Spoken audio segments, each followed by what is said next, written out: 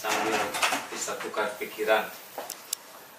Terima kasih yang kedua adalah Pak Prabowo dan Mas Sandi ini dari awal tidak pernah berusaha mempengaruhi AA untuk bisa mendukung. Ini sangat hargai sekali ya. Yang selalu menganjurkan sudah silakan saja di tengah jadi yang membimbing umat. Saya berterima kasih atas sikap mengajak saya tetap di tengah. Namun dari waktu ke waktu mencermati terus keadaan negeri ini, juga kampanye-kampanye yang ada membuat hati ini di hari terakhir, hari ini hari terakhir ya, ingin sekali menyampaikan sesuatu. Saya yakin ini Allah sedang mendengarkan ucapan ini. Jadi saya berusaha sejernih mungkin, walaupun sudah kenal lama dengan Pak Prabowo dan Mas Sandi, tapi saya tidak mau mengambil keputusan karena kenal, karena dekat. Tidak boleh ada sikap emosional. Berusaha sejernih mungkin membaca situasi, juga dirasa-rasakan di hati ini siapa kira-kira yang lebih amanah di antara yang sudah ada. Apalagi melihat kegiatan di GBK kemarin, rasanya takjub bagaimana Allah memberikan taufik. Baru pertama kali rasanya GBK juga bersujud menyebut nama Allah dan lintas agama juga hadir. Ini tidak bisa terjadi tanpa izin Allah, karena membangun bangsa ini ke depan tidak mungkinlah kalau Allah tidak menolong. Bangsa ini besar dan kompleks masalahnya. Dan hari ini saya memutuskan insya Allah sesudah istikharah juga konsultasi kepada ulama yang lebih jernih hatinya, yang tidak punya kepentingan apa-apa.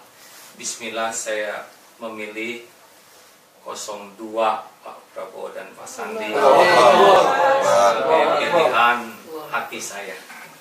Mudah-mudahan pilihan ini jadi amal soleh, amin, yang bisa dipertanggungjawabkan di akhirat. Mungkin ada yang nanya, kenapa milih? Karena ada harapan saja. Saya tidak memberi nasihat ya, karena sudah banyak nasihat dari ulama yang lain. Ini sekedar harapan. Bangsa ini punya Pancasila, tapi agak sering jadi sebutan saja. Saya berharap sila ketuhanan yang Maha Esa itu benar-benar diwujudkan dengan sangat baik, karena tidak ada yang bisa menolong bangsa ini kecuali Allah. Ketuhanan yang Maha Esa dengan agama yang ada diberikan hak masing-masing bisa beragama dengan baik, menjalankan ibadah dengan benar setiap agama. Andai pun nanti ada yang berbeda pendapat, memberikan kritik, saran, tolong jangan dicap radikal atau intoleran atau anti NKRI, anti Pancasila. Saya sedih sekali ya, bagaimana saya yang lahir di bumi ini menyebut sebagian saudara kita sebagai radikal, padahal saya tahu mereka juga ingin menyumbangkan yang terbaik bagi negeri ini.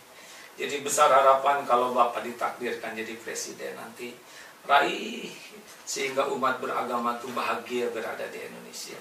Bisa akur baik ukhuwah Islamiyah maupun antar agama saling menghormati dengan baik.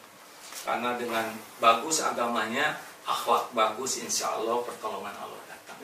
Membuat hati saya sering berdarah-darah pedih itu adalah korupsi. Kelihatannya perlu pemimpin yang berani, yang tidak takut siapapun selain takut Allah dalam memberantas korupsi ini.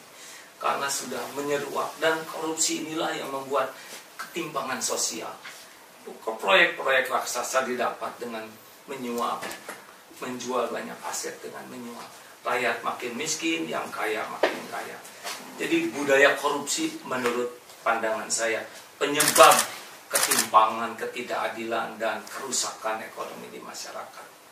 Jadi kalau memang ada takdirnya, jebret-jebret saja nanti ya, jangan takut, karena ini mewariskan generasi yang jujur itu kehormatan luar biasa.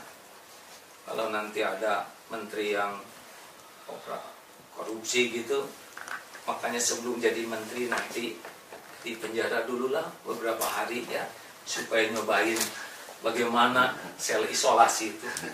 Terus ajak ke liang lahat, suruh tidur di liang lahat, bawa apa nanti ke kuburan. Mungkin ini jadi tradisi baru kalau Bapak jadi presiden. Menteri disuruh ngerasain dinginnya penjara, dan disuruh ngerasain liang lahat. Ya nggak usah lama-lama, asal tahu saja. Itu yang kedua, harapan. Dan yang ketiga, Mas Andi, alhamdulillah Allah takdirkan umurnya masih muda. Yang mencemaskan di negeri ini kalau generasi muda sudah kehilangan arah. Mau dibawa kemana nanti negeri ini ke depan? Saya berharap generasi muda jadi semangat karena punya figur muda. Ya semoga Allah memelihara tetap ikhlas dan rendah hati ya. Karena yang nakdirkan pintar, yang nakdirkan bisa begini juga adalah karunia Allah. Nah mudah-mudahan dengan adanya Mas Andi sebagai wakil presiden, kalau nanti ada takdirnya, generasi muda kita atau apa yang disebut milenial jelas gitu kemana arahnya.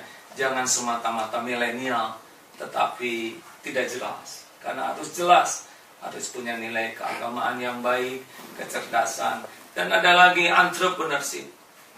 Karena mengandalkan siapa negeri seluas ini kalau tidak punya jiwa entrepreneur. Negara tetangga aja segede gitu dengan entrepreneurship, Allah buka dunianya. Ekonomi kita sedang sangat susah, kalau sering ke bawah mah aduh berat, serba sulit, serba susah.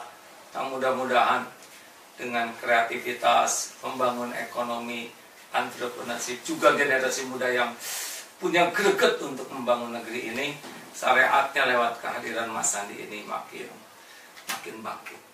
Satu, tentang keagamaan yang adil. Yang kedua, berantas korupsi.